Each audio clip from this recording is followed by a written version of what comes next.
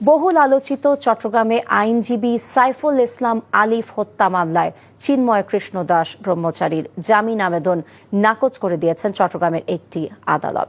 বুধবার দ্রুত বিচার ট্রাইব্যুনালের বিচারক মোহাম্মদ জাহিদুল হক তার জামিন আবেদন নামঞ্জুর করেন। বাদীপক্ষের আইনজীবী অ্যাডভোকেট রায়হানুল ওয়াজেদ চৌধুরী জানান, আলিফ হত্যা মামলায় চিন্ময় কৃষ্ণ দাসের জামিন আবেদন নাকচ করলেও তার চিকিৎসার আবেদন মঞ্জুর করেছেন আদালত।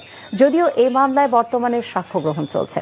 সুপ্রিম কোর্ট আইনজীবী সমিতি এবং চট্টগ্রাম জেলা আইনজীবী সমিতির সদস্য সাইফুল ইসলাম আলিফকে 2024 তারিখে চিন্ময় কৃষ্ণ দাসের অনুসারীরা কুপিয়ে এবং পিটিয়ে হত্যা করেছে বলে অভিযোগ রয়েছে।